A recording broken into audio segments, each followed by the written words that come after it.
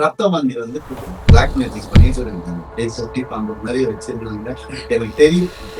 அதான் செய்வன பிரச்சனை இருக்குன்னு சொல்லிக்கிறார். நம்மளை தேடி அவர் வந்தாருன்னா கண்டிப்பா நான் சரி பண்ணுவேன். அவர் இதுக்கு பட்ட கஷ்டங்கள் போதும். இந்த சேவனை இன்னைக்கு பண்ணிக்க மாட்டாங்க, எப்போ பண்ணியிருப்பாங்க. அது இப்போ வேலை செய்ய ஆரம்பிச்சிது. அது வேலை செய்ய என்ன ஆகும்னா குடும்பத்தை தான் ஃபர்ஸ்ட் பிரிக்கும். செய்வினை அப்படிங்கிறதுல பிள்ளைங்களையும் பாதிக்குமா? குடும்பத்தையே பாதிச்சுட்டு இருக்கு. ஒரு கூட்டுக்குருவியாக இந்த குடும்பம் இது சின்னமடமாக இருக்குது. அவங்களோட வளர்ச்சி பொறுக்காதவங்க, அவங்க நல்லா இருக்கணும்னு நினைக்காதவங்க, அவங்க நாசமாக போகணும்னு நினைக்கிறவங்க இந்த மாதிரி வேலை பண்ணிக்கிறாங்க. செய்வினைங்கிறது வச்சது அந்த மாதிரி உண்மையாக சொல்லலைங்க, அவர் சொல்லிக்கிறார். அவர் சொல்றாரு அது உண்மையா. நான் வந்து இந்த பூஜையில் இருக்கிறவ எனக்கு தெரியாதா? வயிற்று வலி உங்களுக்கு இருந்தால் தான் நீ வயிறு வலின்னு சொல்ல முடியும். அந்த மனுஷன் கண்ணில் தண்ணியா கொட்டுது. எதுக்கு சுரண்டி சுரண்டி சுரண்டி ரத்தம் வர அளவுக்கு உயிர் போற அளவுக்கு சுரண்டினா என்ன பண்றது? இப்படி நல்லா 6 அடிக்கு இருந்த மனுஷன் இன்னைக்கு இப்படி கொலன்னு ஆகி ஒரு குழந்தை மாதிரி அழுது நிற்கிறார். சொல்லுங்க, அதனால ரொம்ப மனசு கஷ்டமா இருக்குது எனக்கு. உயிர் போயிடுச்சுன்னா வராதுங்க திருப்பி. அந்த குழந்தைங்க அனாதையாயிடும். இவங்க சேர்ந்துன்னா கண்டிப்பா ஏதாவது உயிர் பிரிஞ்சிருக்கு. இந்த நடிகர் இப்போ மீண்டு வரணும்னா என்னெல்லாம் பண்ணணும்னு கண்டிப்பா இந்த ஆலயத்துக்கு வந்தால் நான் சரி பண்ணுவேன். கண்டிப்பா என்னால் சரி பண்ண முடியும். திருப்பி அவர் பழைய ஹீரோவா என்னால் ஆகலாம். அதில் நான் கேரண்டி. சம்மர் வந்தாச்சு. What's your plan for this holiday? எங்க கிட்ட விட்டுருங்க, நாங்க பாத்துக்கிறோம். VGT holidays. GT Holidays, South India's #1 travel brand.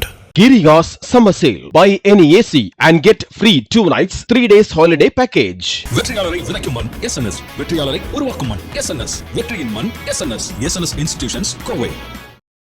Ma'am, பிரபல நடிகர் நேற்று ஒரு செய்தியாளர் சந்திப்பு ரொம்ப படு விமர்சனமாக பேசப்பட்டுட்டு இருக்கு. அதில் சைபர் புல்லிங் அப்படிங்கிற அந்த வார்த்தையெல்லாம் பயன்பட்டுச்சு.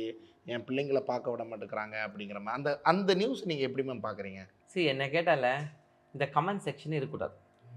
எனக்கு ஏன் இந்த கமெண்ட் செக்ஷன் போட்டாங்கன்னு எனக்கு இன்னி வரைக்கும் புரியவே இல்லை. ஒரு வீடியோ நம்ம பார்க்கணும், லைக் பண்ண போகிறோம், ஷேர் பண்ண போகிறோம், அது அவங்களுக்கு காசு ஆகுது. கரெக்ட் தானே? அவங்க எதாவது பேசணுன்னா அவங்க பக்கத்தில் இருக்கவங்க பேசிக்க போகிறாங்க. இந்த கமெண்ட் செக்ஷனால் தான் இன்னைக்கு இவ்வளோ விஷயம் தலைகீழாக இருக்குது. இவ்வளோ நெகட்டிவ் வைப்ரேஷன் இவ்வளோ ஆகிக்குது. இதனால் பல பேர் உயிர்கள் போயிருக்குது.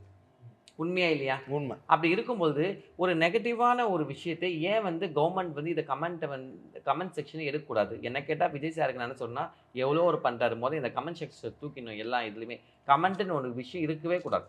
அந்த கமெண்ட் பண்ணுறது நம்ம யார் ஃபஸ்ட்டு சொல்லுங்கள்? இஷ்டத்துக்கு ஊர் பேர் தெரியாதவன், என்ன அவன் வீட்டில் சோறு இருக்கோ, தண்ணி இருக்குதோ, கஞ்சி இருக்கோ, படுக்க பாய்க்கோ தெரியாது. இஷ்டத்துக்கு அவனுங்களாம் இஷ்டத்துக்கு பேசி அதை படிக்கிற அவங்களுக்கு எவ்வளோ மன உளைச்சல் ஆகுது. நல்லா புரிஞ்சுங்க. ஒருத்தவங்க அடிமட்டத்துலேருந்து தான் ஏறி வருவாங்க. கரெக்ட் தானே? அந்த மாதிரி இன்னைக்கு ஏறி வந்தவங்க நிறைய பேர் நம்ம பார்த்துருக்கோம். அவங்கள நம்ம மேலேருந்து கீழே தள்ளனா கூட பரவாயில்ல, அவங்க மனசை புண்படுத்தக்கூடாது. ஒரு நாள் அவங்க படத்தை நம்ம பார்த்துருப்போம். ஒரு விஷயம் அவங்களுக்கு நம்மளை என்டர்டெயின் பண்ணியிருப்பாங்க, நம்ம சிரிக்க வச்சுருப்பாங்க. ஒரு நடிகராக சரி, யாராக இருந்தாலும் சரி. அப்படி இருக்கும்பொழுது நம்ம அவங்களுக்கு திருப்பி என்ன கொடுக்குறோம்? சேர அள்ளி பூசுகிறோம். கரெக்ட் தானே? அது ஏன் நம்மளுக்கு தவறுன்னு தோண மாட்டேது? நான் கேட்குறேன், அது எவ்வளோ பேர் தவறு? இன்னும் ஒன்றும் இல்லை. இப்போ கூட ஆலியா பட் இதுக்கு போனான், கேன்ஸ் அந்த ஷோக்கு. என்ன, அவள் இங்கேருந்து அவ்வளோ தூரம் போகிறதே பெரிய விஷயம். ஆனால் போயிருக்கா. ஆனால் அங்கே அவளை இதே மாதிரி தான் சைபர் புல்லிங் பண்ணியிருக்காங்க. அது ரொம்ப தவறு இல்லை? சரி, நம்ம நாட்டை நம்மளே ஏன் கீழே இறக்கிக்கிறோம்? எனக்கு ஒன்றுமே புரியவே இல்லை.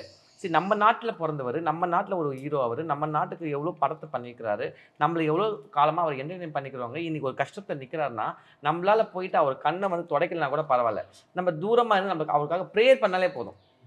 கரெக்டு நான் இது மட்டும் அவர் சொல்லலை. அதே மாதிரி செய்வன பிரச்சனை இருக்குதுன்னு சொல்லிக்கிறார். ஸோ அதே மாதிரி மாந்திரிகத்தில் எவ்வளோ விஷயங்கள் நம்ம சரி பண்ணிக்கிறோம். கண்டிப்பாக நம்மளை தேடி அவர் வந்தார்னா கண்டிப்பாக நான் சரி பண்ணுவேன். ஏன்னா எவ்வளோ பேர் இங்கே வந்திருக்காங்க, சரியாக இருக்காங்க, அது உங்களுக்கே தெரியும். அதே மாதிரி நான் அந்த நடிகருக்கும் சொல்கிறேன், அவர் இதுக்கு பட்ட கஷ்டங்கள் போதும். சப்போஸ் அவருக்கு ஒரு விடுவு காலம் வேணுங்கன்னா கண்டிப்பாக இந்த தாய் அவருக்காக உதவி பண்ணதுக்கு ரெடியாக இருக்கலாம். இந்த கோயிலுக்கு, இந்த ஸ்தலத்துக்கு வந்தால் கண்டிப்பாக நான் சரி பண்ணுவேன். நான் அந்த நடிகையும் கிட்டத்தட்ட ஒரு ஆன்மீக சொற்பொழிவாளர் அப்படிங்கிற மாதிரி தான் அறிமுகப்படுத்தினாங்க. அப்படிங்கிறப்ப அவங்களுக்கு தெரியாதான் அந்த மாதிரி நம்ம இன்னொருத்தங்களோட ஹஸ்பண்டோட நம்ம தொடர்பில் இருக்கோம் அப்படிங்கிறது? அதையும் மீறி அவங்க செயல்படுறது கொஞ்சம் நான் ஒரு விஷயம் சொல்லவா? முதல்ல இல்லை, இவங்களுக்கு செய்வன பிரச்சனை இருக்குது கன்ஃபார்ம் பண்ணியிருக்காங்க. அது அவரே சொல்லிட்டார். செய்வன பிரச்சனை இருக்கும் பொழுது நீங்களாம் நினைக்கிறீங்க இவங்க தான் செஞ்சுருப்பாங்க. கண்டிப்பாக கிடையாது. இந்த சேவனை இன்றைக்கி பண்ணிக்க மாட்டாங்க, எப்போ பண்ணியிருப்பாங்க. அது இப்போ வேலை செய்ய ஆரம்பிச்சுக்குது. அது வேலை செய்ய என்ன ஆகும்னா குடும்பத்தை தான் ஃபஸ்ட்டு பிரிக்கும். ஸோ குடும்பத்தில் இருக்கிற நல்லது, கெட்டது, கஷ்டம், நஷ்டம்லாம் அதிபரத்துமே ஆகிடும். அப்போ கணவன் மனைவிக்குள்ள பிரச்சனை ஆகும்.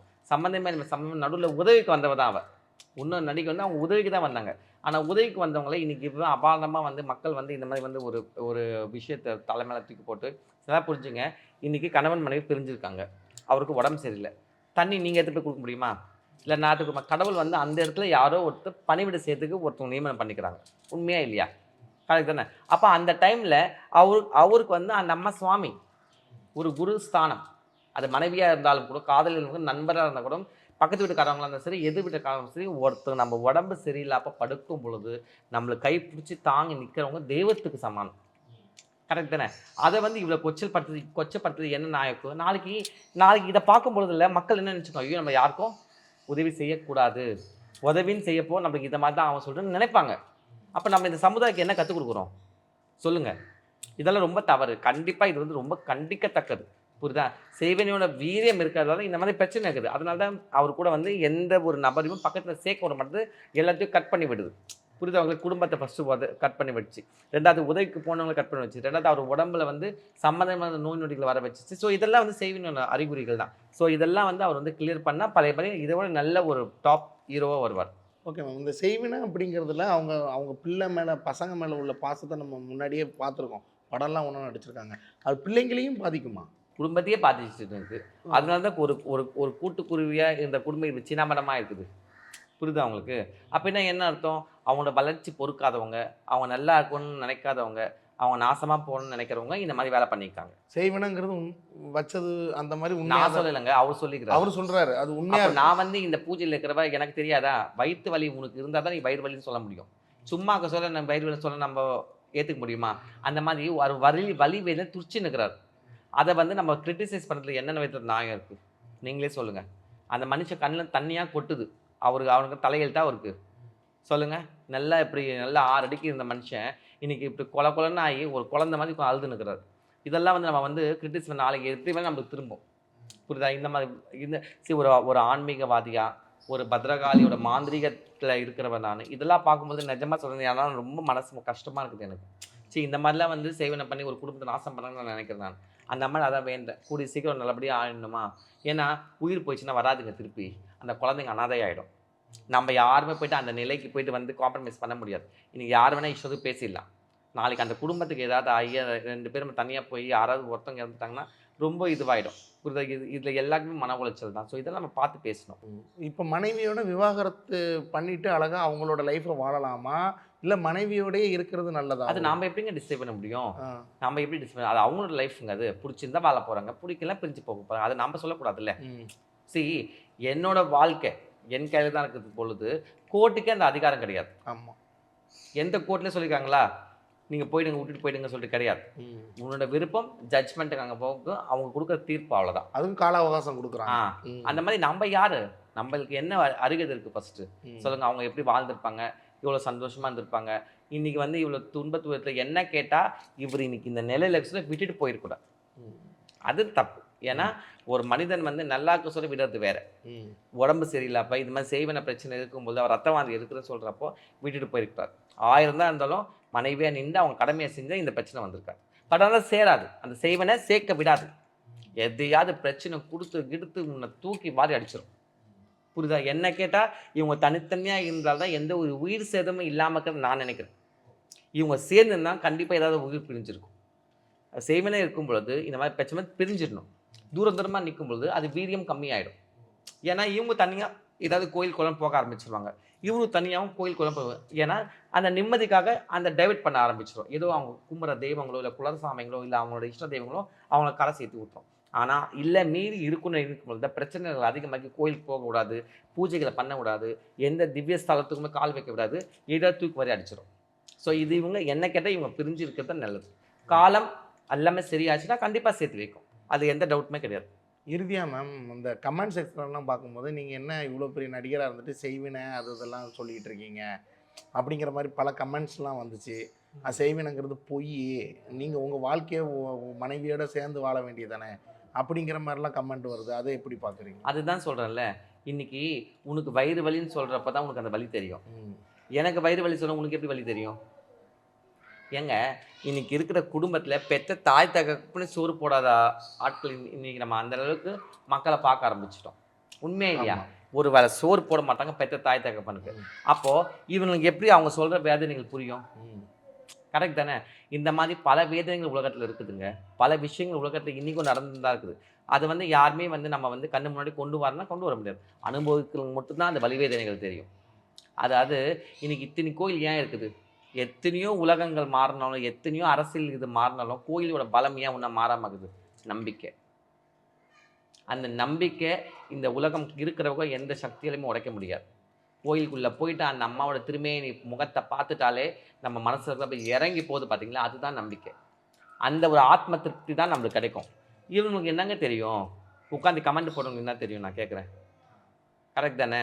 அந்த வழியில் வேதனை அவர் துடிச்சுன்னுக்கிறார், அவர் பேசுகிறாரு. அதை வந்து இல்லை சொன்னால் நீ இல்லாமல் போயிடுவோம். அது அவரு என்ன பண்ண முடியும்? ஆனால் நீ சொன்னதில் அவருக்கு அங்கே வலி வேதனை குறைஞ்சிட்டுமா? கிடையாது. இல்லை, உண்மையா இல்லையா? அவர் குடும்பம் தானே பிரிஞ்சு இருக்குது. அவர் தான் ரத்த வந்து எடுத்தார். ரத்த வந்து நாம் பிடிச்சோம் கிடையாது. இல்லை, அவருக்கு கஷ்டம் அவருக்கு. அப்போ அவர் எத்தனை ஹாஸ்பிட்டல் ஏறி எங்கே இருப்பார்? அப்போ டாக்டர் என்ன சொல்லியிருப்பாங்க? எதுவுமே இல்லை, கரெக்டாக தான் இருக்குன்னு சொல்லியிருப்பாங்க. அப்போ இவர் வேறு எங்கே போயிருப்பார்? அப்போ பார்த்து சொல்லியிருப்பாங்க, பிரச்சனை பார்த்துருப்பாங்க, இல்லை ஏதாவது வந்து ஜாதகம் பார்த்துருப்பாங்க. அப்போ அதை சொல்லியிருப்பாங்க, இந்த மாதிரி செய்வன இருக்குது, அதனால உங்களுக்கு எதாவது பிரச்சனை இருக்குது சொல்லும் பொழுது அப்போ அவருக்கு சில விஷயங்கள் நடந்திருக்கும். சும்மா வந்து ஒரு இவ்வளோ பெரிய ஸ்டார் வந்து ஒரு இவ்வளோ பெரிய சேனல்ஸில் வந்து சொல்லறதுக்கு அவர் நான் முட்டாளா? அவர் சொல்லுங்கள்.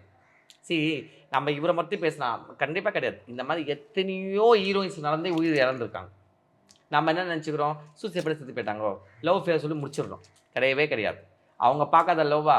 அவங்க வாழ்க்கையில் ஏறும்பொழுது பார்க்காத லவ்வாங்க? அவங்க ஏறும்பொழுது பார்க்காத நடிகர்களா? கிடையவே கிடையாது. அந்த சூழ்நிலை, அந்த பிரச்சனைகள், அந்த செய்வனை ஆகப்பட்டது தன்னை மீற நிலையில் செய்ய வைக்கும். அப்போ உயிர் போயிடும். புரியுதா? அதனால் இதெல்லாம் வந்து சும்மா மூட நம்பிக்கைன்னா அதெல்லாம் முட்டாள்தனம். இந்த மாதிரி பேசுறதே ஃபஸ்ட்டு ஃபூலிஷ் தனம். அவங்க வலி வேதனைகள் இருக்கும்போது அவங்களுக்கு தான் தெரியும்.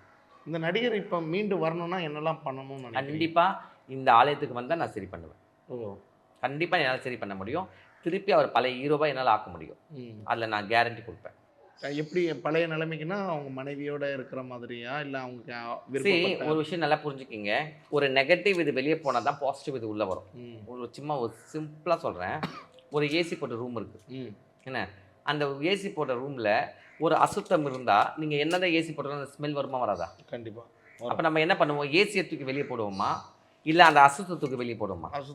அதே மாதிரி தான் அந்த அசுத்தம் என்பது செய்வனோட பிரச்சனை. அதை டோட்டலாக கிளியர் பண்ணும் பொழுது தான் எல்லா விதமான நன்மைகளும் அவருக்கு வரும்பொழுது அப்போ இந்த ஃபேமிலியும் வந்து சேர்ந்துடும். அப்போ பட வாய்ப்புகள் வரும், அவரோட உடல்நிலை மாறுதல் வரும், அவர் நல்ல முன்னேற்றம் வரும். புரியுதா? ஏங்க இப்போ சமந்தா கூட தான் எவ்வளோ பிரச்சனை ஆச்சு, அவளுக்கும் செய்வன பிரச்சனை தான் இருந்தது. அவள் என்ன பண்ண, டக்குன்னு ஈஷாவுக்கு போயிட்டு சேர்ந்துட்டா. அதெல்லாம் அங்கே சரி பண்ணாங்க, க்யூர் பண்ணாங்க. இன்றைக்கி நல்ல ஒரு விஷயத்துக்கு வந்து திருப்பி பழைய மாதிரி அவள் வந்துட்டா. இன்னொரு மேரேஜ் பண்ண இன்றைக்கி அவள் குடும்பத்தில் சந்தோஷமாக இருக்கிறா. அந்த மாதிரி எல்லாருக்குமே இருக்குது. நமக்கு சொல்லணும்னு அவசியம் கிடையாது இல்லைங்க. நம்ம யாருங்க அவங்க நம்பிட்டு சொல்கிறதுக்கு? நம்ம போய் அங்கே ஒரு பிரச்சனை வந்ததால் நம்ம போய் கேட்டதால் அவர் சொல்லிக்கிறாரு. இல்லைன்னா ஒரு நாள் லூஸாக அவர் உட்காந்து எல்லாரும் கூப்பிட்டு என்ன செய்வனுக்கு சொல்கிறதுக்கு, இல்லை செய்வனுக்கு யாராவது சரியாக பண்ண முடியுமா? நான் அதுக்குன்னு ஒரு சக்தி இருக்கணும்ல, அதுக்கு ஒரு பலம் இருக்கணும்ல, அப்போ தானே செய்ய முடியும். சரி, நன்றி. நன்றி. சம்மர் வந்தாச்சு. What's your plan for this holiday? எங்க கிட்ட விட்டுருங்க, நாங்க பாத்துக்கிறோம். VGT holidays. GT Holidays, South India's #1 travel brand.